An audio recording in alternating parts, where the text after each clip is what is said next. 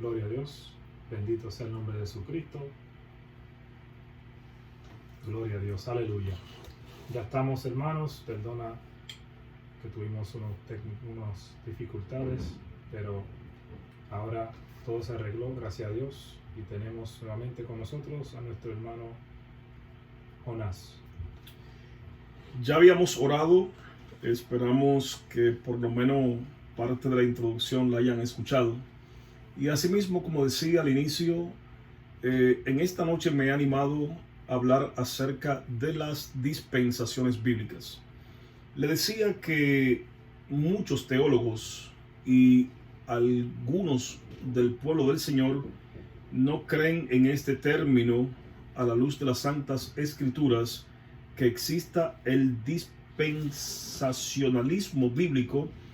En este aspecto nos divide en algunas ocasiones. Mi ánimo en esta noche no es traer una contienda acerca del tema, sino que me voy a proponer a la luz de las Escrituras sí hablar de las dispensaciones bíblicas y explicar por qué es tan importante a la hora de un estudioso de la palabra de Dios escudriñar las Escrituras, saber en qué período se escribió la palabra que usted está leyendo en el momento, para quién se escribió, incluso conocer el contexto histórico para nosotros no cometer errores. Me gustaría que abramos nuestras Biblias en Efesios capítulo 3, versículo 1 hasta el 9.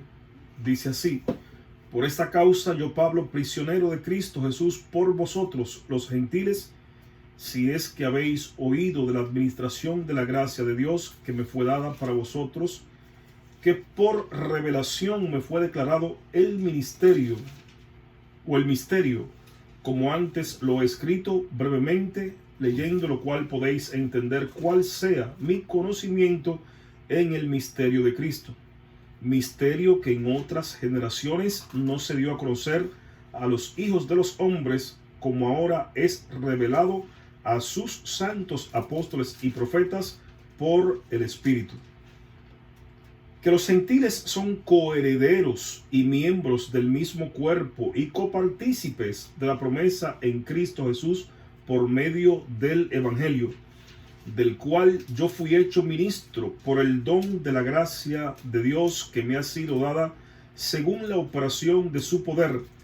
A mí, que soy menos que el más pequeño de todos los santos, me fue dada esta gracia de anunciar entre los gentiles el evangelio de las inescrutables riquezas de Cristo y de aclarar a todos cuál sea la dispensación del misterio escondido desde los siglos que creó en Dios, que creó todas las cosas. ¿Por qué es tan importante que nosotros estudiemos las dispensaciones? Hay muchos cristianos, mayormente cuando hablamos de teólogos, que dicen que cuando se comenzó a hablar del dispensacionalismo, se comenzó con John Nelson.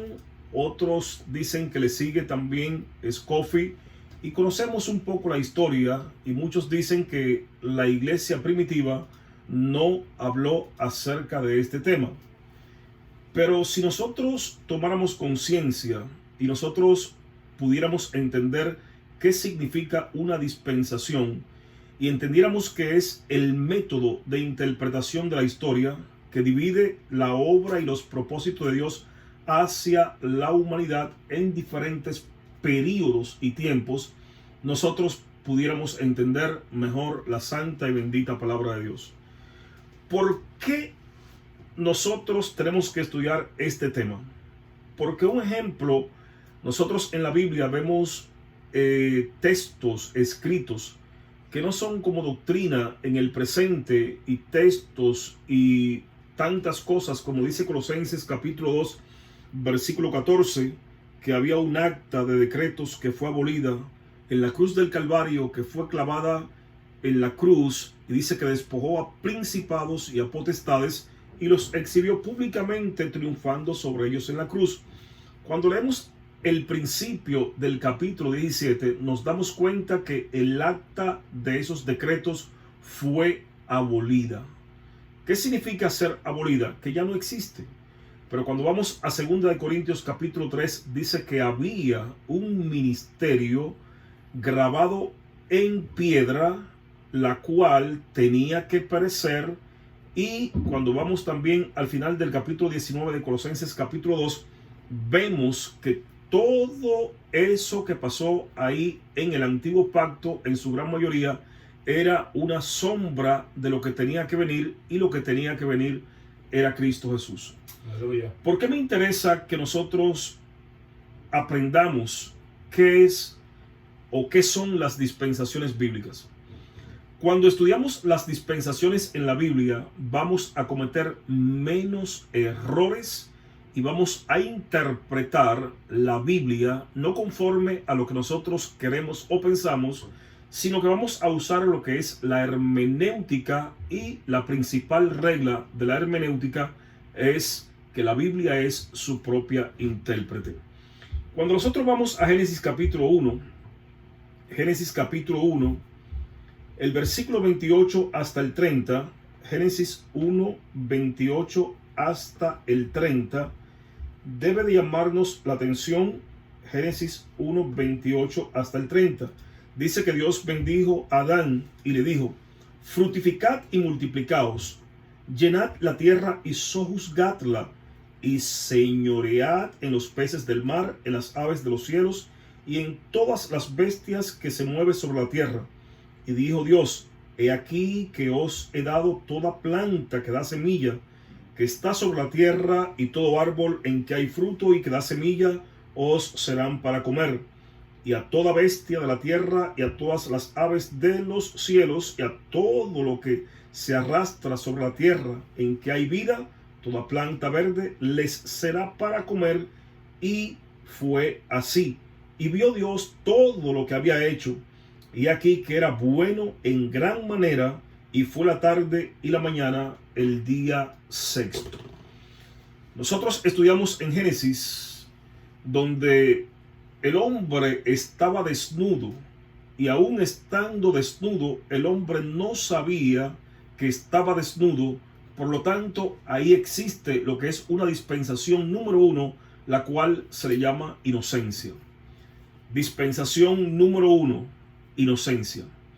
En este periodo de tiempo, cuando Dios forma el hombre, ¿cuántos mandamientos habían? Si hacemos una pregunta ahora, si existiera un público presente y le dijera que levantaran las manos, yo sé que todos me contestarían que el único mandamiento que existía al principio de la humanidad era que no podían comer del árbol que Dios le había señalado al hombre, donde le dice: de todo árbol ustedes van a poder comer, más del árbol de la ciencia del bien y del mal no pueden comer, porque el día que coman de él ciertamente van a morir. El hombre estaba desnudo. ¿Sabía el hombre que estaba desnudo? No lo sabía, porque todavía existía lo que era una inocencia. Aquí, en este periodo de la inocencia, Dios establece unos mandatos. Número 1, tenían que poblar la tierra con hijos. Número 2, tenían que sojuzgar la tierra. Número 3, tener dominio sobre los animales. Número 4, cuidar del jardín. Número 5, abstenerse de comer el fruto del árbol del conocimiento del bien y del mal. Dios les advirtió del castigo de una muerte física y espiritual si ellos desobedecían.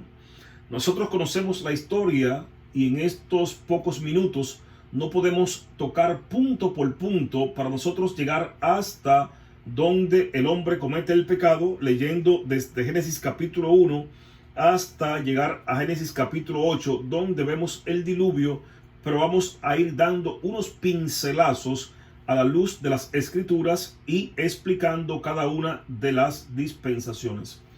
Usted y yo conocemos que en esa dispensación solamente existía un mandamiento. Es muy importante que tengamos esto en mente. No había ningún otro mandamiento. Ahora, conocemos la historia de que el enemigo o se convierte o usa una serpiente, la cual incita a Eva a que comiera del árbol.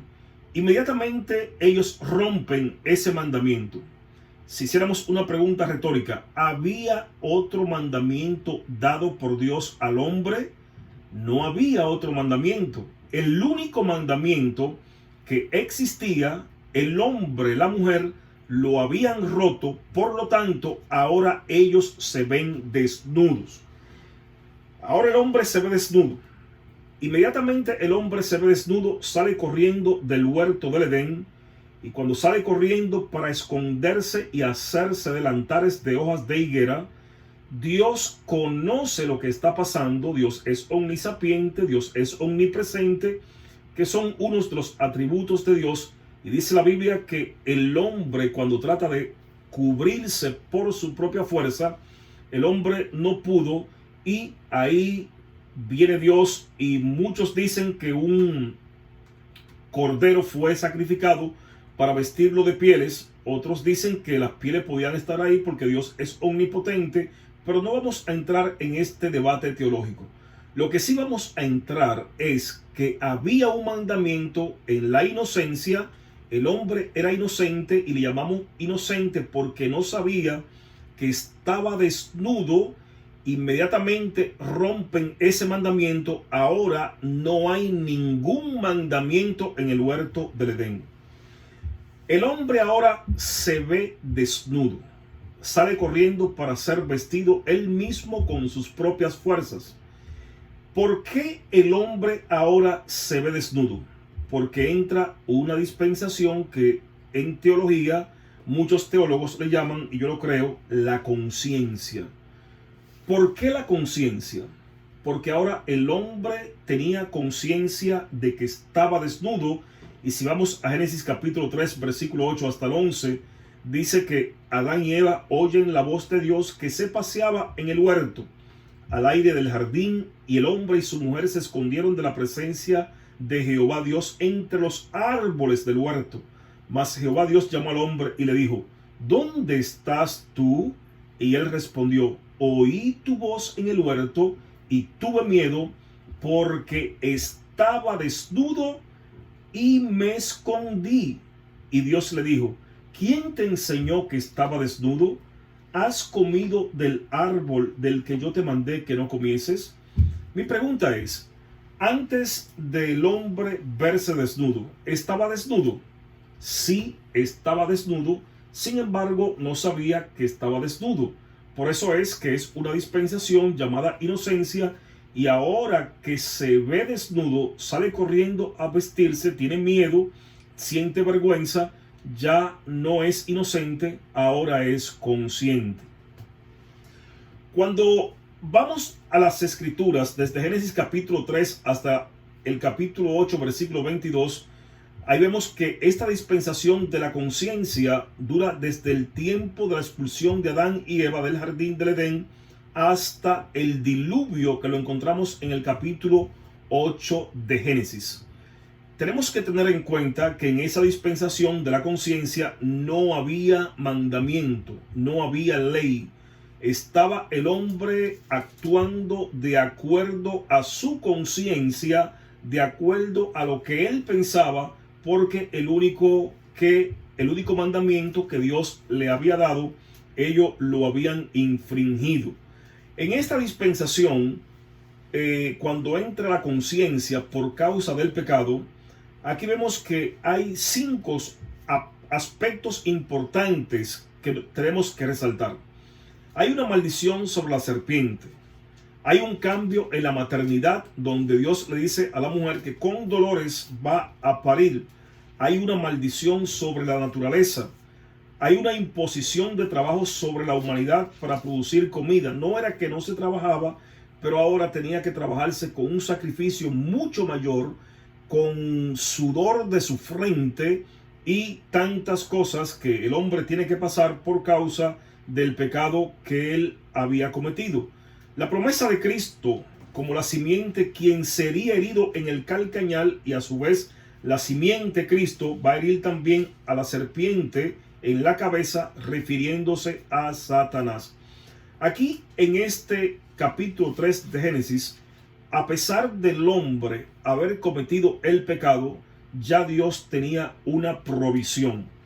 Es muy importante que nosotros entendamos que no es que Dios tenía un plan B. Dios es Dios. Dios sabe desde la eternidad lo que iba a pasar. Por lo tanto, ya Dios tenía todo arreglado, porque Dios sabía que el pensamiento del hombre iba a ser de continuo al mal. Después de esta dispensación llamada conciencia, la humanidad comienza a crecer y tiene que establecerse lo que es el gobierno humano. ¿Qué es el gobierno humano? Se inicia en Génesis capítulo 8. Ya Dios había destruido la vida sobre la tierra con el diluvio universal. Se salva Noé y su familia y reinicia la raza humana. Dios le dio las siguientes promesas y mandatos a Noé y su familia. Número 1. Dios ya no maldeciría más la tierra con lluvia, o sea, la tierra no iba a ser destruida con lluvia.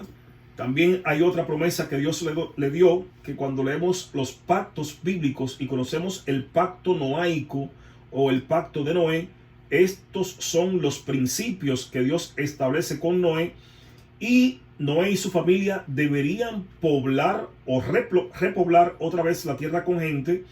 Ellos tendrían dominio sobre el reino animal y se les permitiría comer carne. Es establecido la ley de la pena capital. Nunca habría otro diluvio universal, y la señal que Dios le pone es un arcoíris. A pesar de todo esto, ya debemos de tener muy en cuenta que habíamos pasado por la dispensación número 1, llamado inocencia, pasamos la número 2, llamada conciencia, y ahora entramos en la número 3, el gobierno humano. ¿Por qué el gobierno humano? Porque se necesitaba un gobierno que establezca pautas, que establezca principios para que la humanidad pudiera regirse por los mismos, porque la misma estaba creciendo. A pesar de todas estas cosas que el hombre hacía, en ninguna de esas dispensaciones había una satisfacción para el hombre, y el hombre seguía de continuo al mal. Si leemos a Génesis capítulo 11, en Génesis capítulo 11 vemos que el hombre trata de llegar al cielo y hace lo que es la torre de Babel.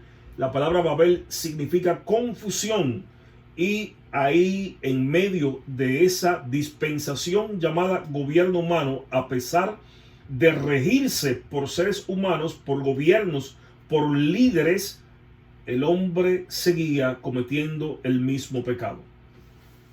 La dispensación número 4 después del gobierno humano es la promesa.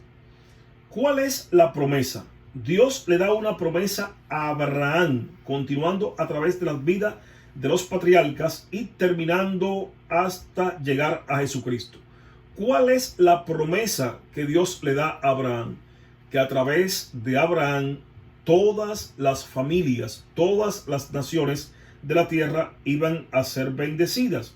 Y lo encontramos en Génesis capítulo 12, y vamos hasta esa generación que llega a el Éxodo, y estudiamos la historia del Éxodo, donde aquí vemos al pueblo de Dios que estaba esclavo, pasó como esclavo 430 años allá en Egipto.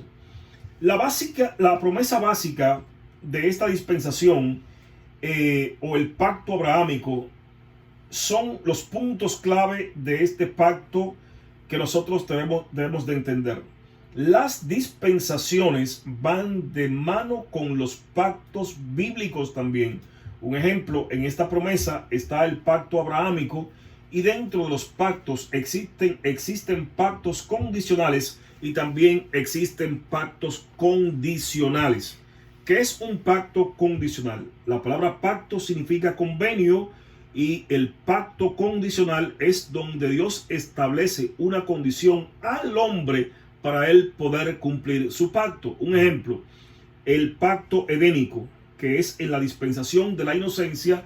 Dios establece un pacto con el hombre donde hay una condición que no podían comer del árbol que Dios le había señalado, y por lo tanto es un pacto condicional. Otro pacto condicional lo vamos a ver más adelante, que es la ley, y la ley también es un pacto condicional porque para el hombre recibir las bendiciones de Dios tenía que cumplir la ley. Ahora, ¿qué es el pacto incondicional?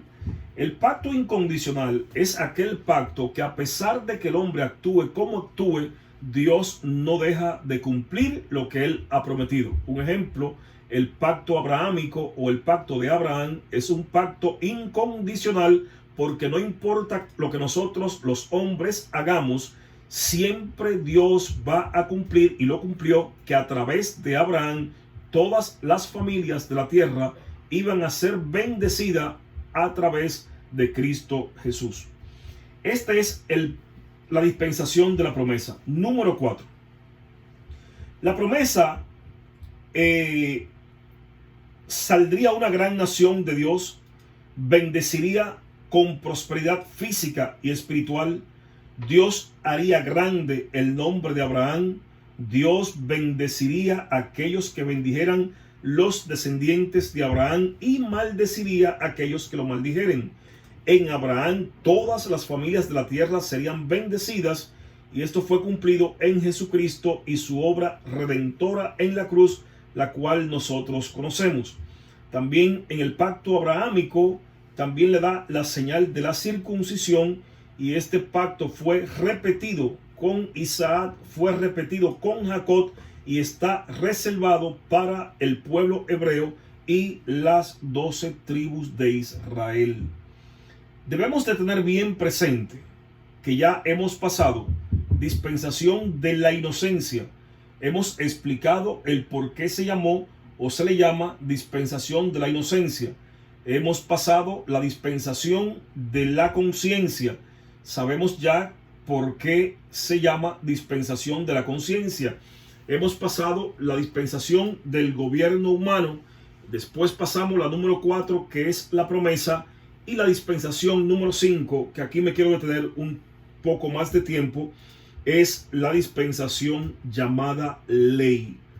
A pesar de las otras dispensaciones, los pactos que Dios hizo con el hombre, las promesas que Dios le había dado a Abraham, a pesar del hombre también tener conciencia y verse desnudo, el hombre seguía cometiendo diferentes pecados, el hombre seguía de espalda a Dios, y Dios, después de llevar al pueblo de Israel o permitir que fueran a esclavitud en Egipto, nosotros encontramos en la ley que Dios tiene que establecer una ley, para que el pueblo pueda regirse por esta ley que Dios le había de entregar a través de Moisés.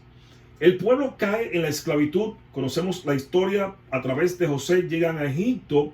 José, siendo el gobernador, manda a buscar a su padre y a sus hermanos. Se establecen en un lugar de Egipto llamado Gosén. El pueblo hebreo crece, y tenemos que tener en cuenta que la palabra hebreo viene de labar, porque cruzaron un río y por eso se llama hebreo. Por lo tanto, tenemos que tener en cuenta algo muy importante, que cuando hablamos de hebreos, cuando hablamos de judíos, es lo mismo, o Israel es el mismo pueblo. Hebreos porque cruzan el río, viene de lavar, del que cruza el río. Judíos por ser descendiente también de Judá, y Israel por Jacob. Por lo tanto, estamos hablando de lo mismo. Dios establece una ley, y aquí hay un punto muy importante, y el cual es el que me lleva a hablar de estos puntos en la Biblia, para nosotros no cometer los errores que en el presente muchos están cometiendo. Si Dios da la ley, a veces pensamos que solamente son los 10 mandamientos que encontramos en Éxodo capítulo 20, donde comenzamos en el versículo 1. Habló Dios todas estas palabras diciendo: yo soy Jehová tu Dios, que te saqué de la tierra de Egipto fuerte y celoso. Y comenzamos a estudiar ahí lo que en teología se llama el decálogo, porque viene de 10 y son 10 mandamientos.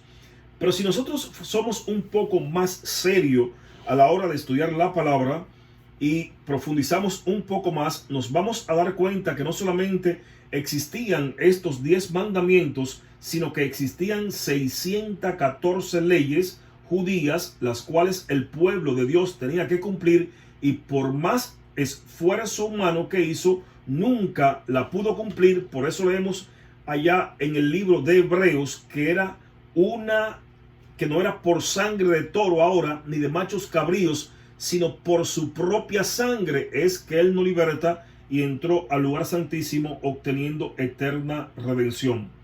Esta dispensación de la ley continuaría por más de un milenio.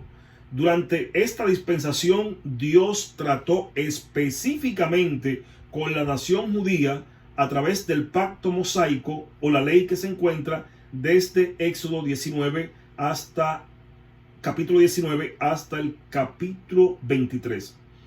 Esta dispensación incluyó la adoración en el templo dirigido por sacerdotes, con la dirección adicional dicha a través de los becerros, a través de tantos ritos que nosotros encontramos, y eventualmente, debido a la desobediencia de este pueblo, la tierra de Israel fueron perdida por el pueblo de Israel, porque no se sometieron a Dios, y aún en el mismo Israel una y otra vez fueron llevados a servidumbre. Durante esta dispensación de la ley, y es muy importante que nosotros entendamos, dice que tenía que haber derramamiento de sangre para poder existir remisión de pecado. Sin derramamiento de sangre no había remisión de pecado.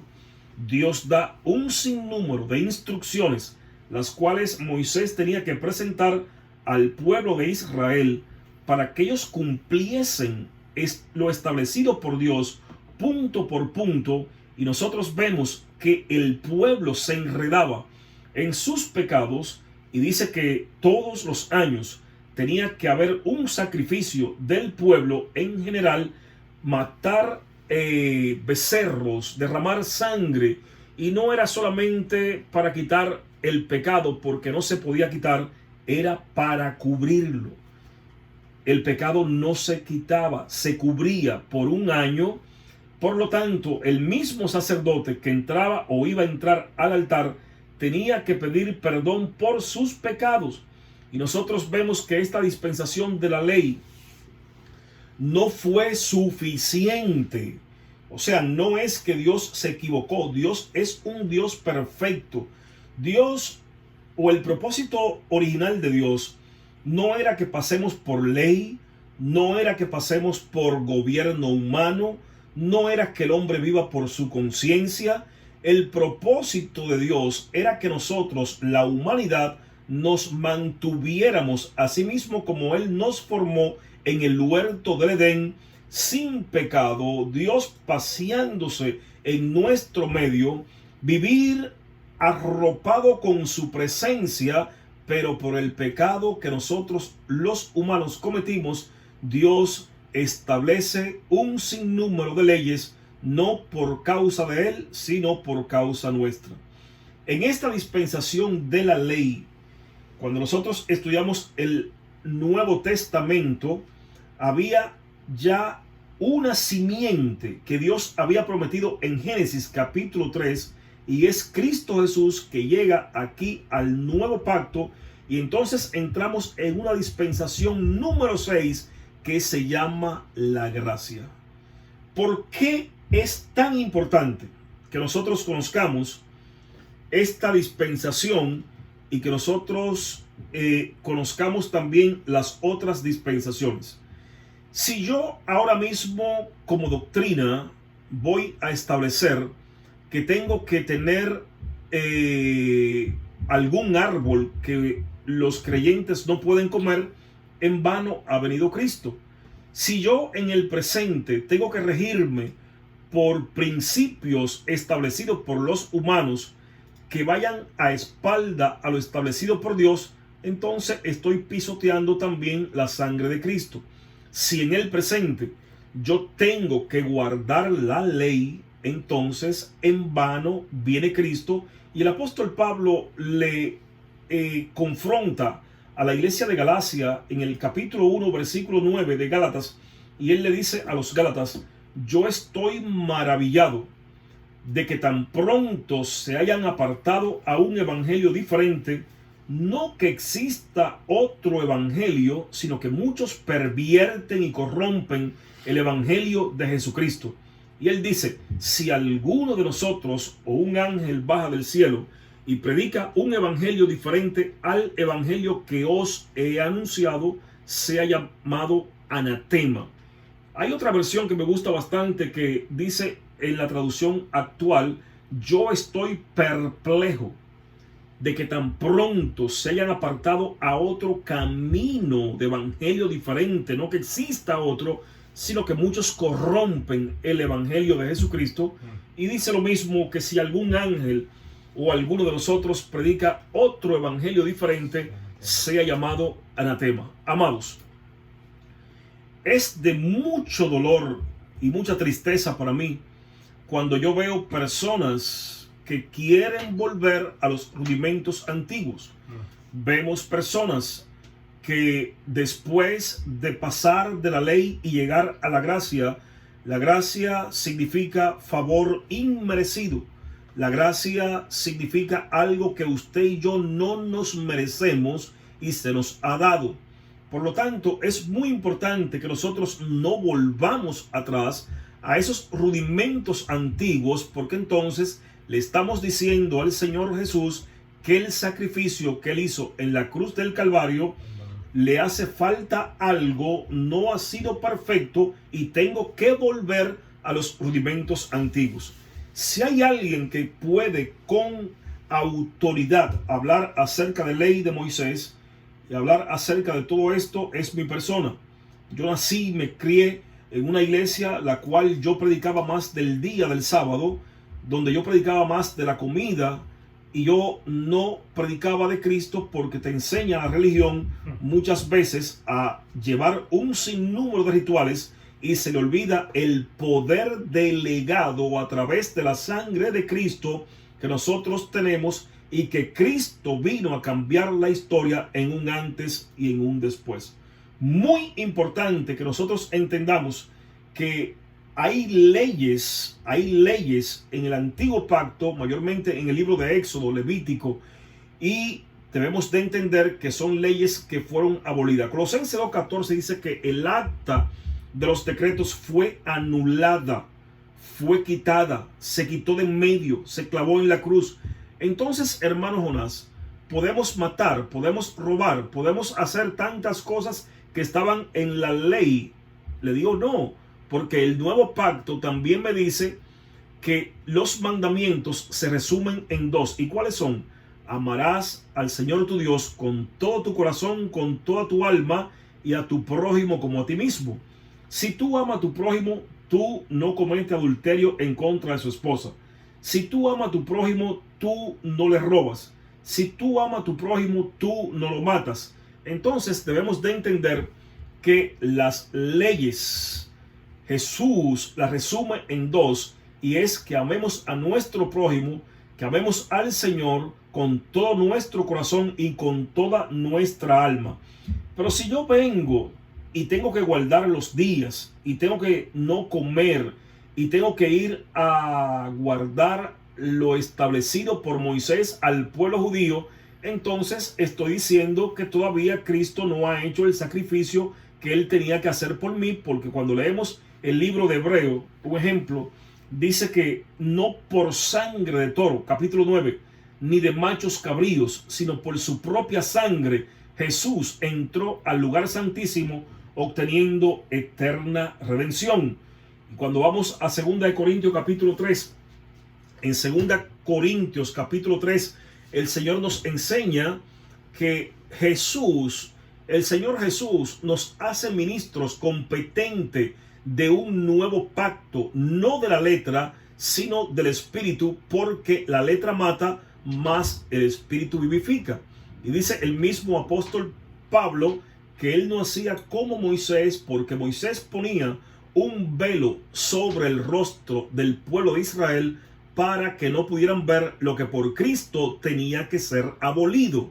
Y si seguimos leyendo ese mismo capítulo, nosotros vemos que dice, pero hasta el día de hoy hay un pueblo el cual tiene el mismo velo puesto sobre su rostro, pero cuando se conviertan al Señor, el velo se le quitará, porque donde está el Espíritu de Dios, ahí hay libertad. A su nombre sea la gloria. Gloria a Dios. Entonces, muy importante que nosotros entendamos y conozcamos en la dispensación cuando nosotros vamos a leer la Biblia.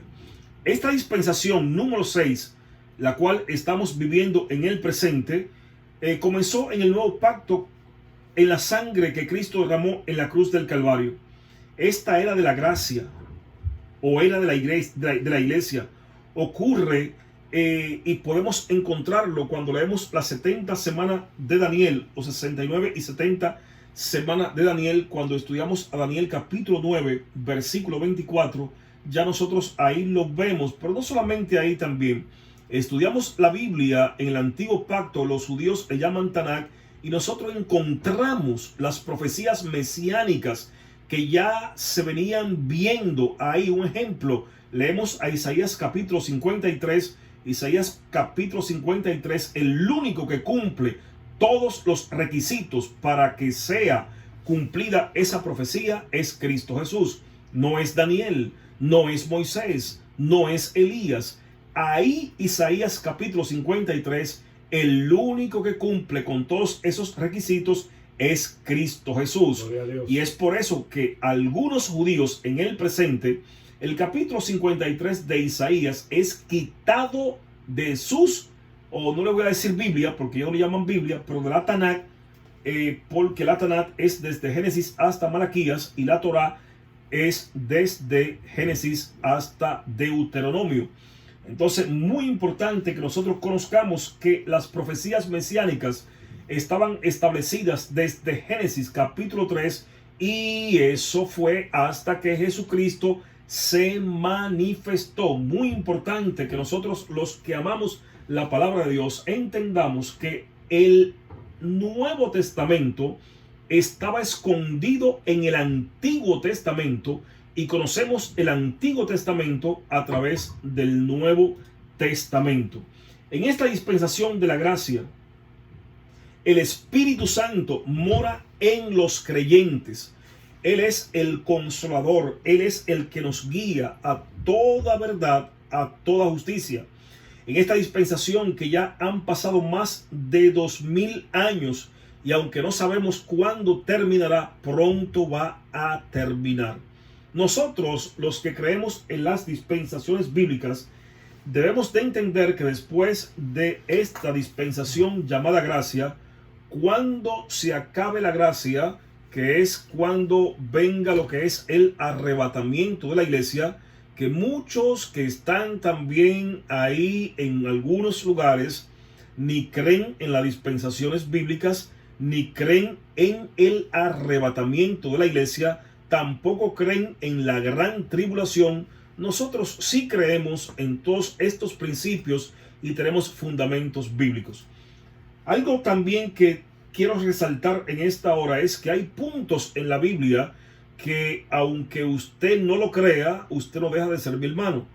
Ningún punto bíblico que no atente en contra de la salvación no deja usted de ser mi hermano, si usted cree o no cree. Lo más importante es que nosotros conozcamos que ni la ley, dispensación número 5, ni el gobierno humano, ni ninguno de esos de esas leyes antiguas pudieron hacer lo que Jesús ya hizo por ti y hizo por mí en la cruz del Calvario. Y es muy importante que nosotros entendamos que existe un solo camino, y ese único camino es Cristo Jesús. Por eso Él dice en su palabra: yo soy el camino, soy la verdad, soy la vida, y nadie viene al Padre si no es a través de mí. Inmediatamente, si usted ama a Cristo, si usted ama su palabra, y usted comienza a traer cosas que ya fueron abolidas, entonces le va a pasar lo que el apóstol Pablo le escribe a los romanos en el libro de Romanos capítulo 14, donde él dice que recibamos a los débiles en la fe y no para contender sobre opiniones, porque el que es débil come solamente legumbre y el que no es débil come de todo. El apóstol Pablo sigue diciendo, yo sé y confío en el Señor que nada es inmundo, pero para el que es inmundo, para él lo es. Y sigue diciendo, no hagas que por causa de la comida o por causa del día tu hermano sea contristado, por quien Cristo ya murió, a su nombre sea la gloria. Gloria a Dios. Entonces, muy importante que entendamos que estamos viviendo en un periodo llamado gracia. No podemos hacer una mezcla de ley con gracia. Debemos de entender que ya todo lo que teníamos que hacer nosotros, ya Cristo lo hizo en la cruz del Calvario, cambió el mundo en un antes y en un después. Entonces, muy importante que usted reconozca que lo único que tenemos que hacer es obedecerle a Él. Por eso es que cuando nosotros estudiamos lo que es la transfiguración, en la transfiguración se aparece Moisés y también se aparece Elías. Y allí esos dos, Moisés representa la ley, Elías representa a los profetas. Y hay una voz del cielo que dice, este es mi Hijo amado, a él oíd. Por lo tanto, Dios el Padre nos está enseñando ahí en la transfiguración que no tenemos que escuchar o practicar lo que dice Moisés o seguir profetas como tales en el antiguo pacto o existían en el antiguo pacto, sino que estamos ahora en un nuevo pacto llamado gracia, que significa favor inmerecido, que nosotros no tenemos que hacer nada, sino que ya Él lo hizo todo en la cruz del Calvario. Lo único que nosotros, la iglesia, lo que un día queremos morar con Él por una eternidad, tenemos que hacer es aceptarlo, es obedecerle, es seguirle y es predicar lo que ya Él estableció en el nuevo pacto. Después de esta dispensación de la gracia, la cual estamos en el presente, viene lo que es el reino milenial. El mismo Jesús vendrá con su iglesia a establecer lo que es un reino de 1000 años aquí en esta tierra. Y para concluir, ¿por qué me llama la atención y quiero traer esto a la luz? Cuando usted esté leyendo la Biblia, usted debe de entender en qué periodo usted está viviendo. No todo lo que usted vea en la Biblia en el presente tiene que aplicarlo como doctrina a su vida, sino que usted debe de entender que la Biblia está escrita en esa forma para nosotros conocer las maravillas de Dios, para nosotros conocer a Dios, para nosotros acercarnos a Él a través de su palabra, para que nosotros conozcamos que ya en el antiguo pacto había un Mesías anunciado, pero nosotros como doctrina no podemos poner los rudimentos antiguos, sino apegarnos y abrazarnos de un nuevo pacto, de una gracia, de un favor inmerecido que ya Jesucristo pagó por nosotros en la cruz del Calvario. Dios les bendiga, Dios les guarde. Espero que esta corta reflexión haya sido para su bienestar espiritual y que usted pueda despertar y no llevarse de muchos que andan por ahí, como dice el apóstol Pablo a Timoteo, porque para los últimos días se amontonarán muchos falsos maestros. Dice, porque habrán personas con comezón de oír y muchos apostatarán de la fe. La palabra apostatar viene de apostasía, y apostasía significa alguien que conoció la verdad, practicó la verdad y un día le dio la espalda por las enseñanzas de un falso maestro. Dios te bendiga, Dios te guarde, y hasta aquí mi oportunidad. El hermano Luis Santos con nosotros. Gloria, gloria.